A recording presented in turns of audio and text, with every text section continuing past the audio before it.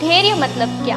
धैर्य जिसे हम पेशेंस बोलते हैं, पेशेंस मतलब क्या? देखिए, हम जो भी काम कर रहे हैं, कुछ भी कर रहे हैं, कोई भी काम हमने शुरू किया या कर रहे हैं, उसमें आने वाली कोई रुकावटें, संकट, अटकन, वो चीज जब आती है, हमने कोई काम तो शुरू कर दिया पर उसमें बीच में रुकावट आ गई है, संकट आ गया है, अड़चन आ गई है, अटक गए हैं उस काम में, तो वहाँ पे आपको ठहर जाना चाहिए, वहाँ पे आपको पेशेंस रखना चाहिए, है ना? क्योंकि ये पेशेंस इसीलिए रखना चाहिए, ये धैर्य इसीलिए धरना चाहिए क्योंकि धैर्य नहीं धरते हैं और हम उस काम को जैसे कर रहे हैं, बीच में रुकावट आई, फिर भी हम वैसे ही करे जा रहे हैं, तो हो सकता है हम दिशा भटक लें, हो सकता है हम गलत डिसीजन ले लें, हो सकता है कि वो काम हमारा बिगड़ जाए।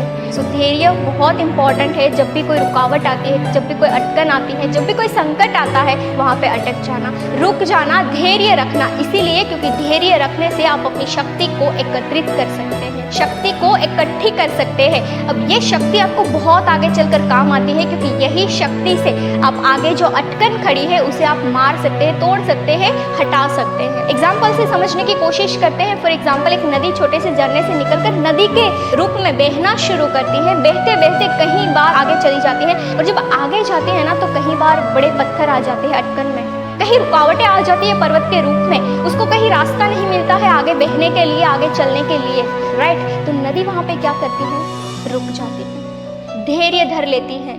क्यों? क्योंकि उसको पता है कि अगर मैं मेरी मर्जी के हिसाब से अभी कहीं से भी निकल जाऊंगी तो ये मैं कोई भी दिशा भटक सकती हूँ, राइट? तो नदी क्या करती है? कोई भी अड़चन आई, पर्वत बीच में आ गया, पहाड़ बीच में आ गया, बड़ा पत्थर बीच में आ गया, वो रुक जाएगी, ठहर जाएगी, ठहर कर अपनी शक्ति को एकत्रित करेगी, इकट्ठी करेगी।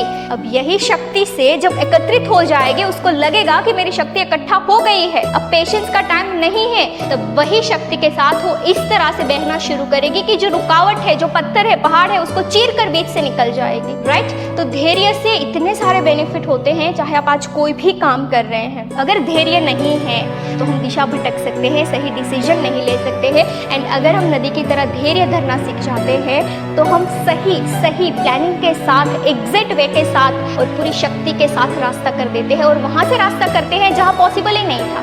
क्यों? क्योंकि शक्ति आ गई। अब शक्ति से आपको जहां से निकलना है वहीं से रास्ता होगा।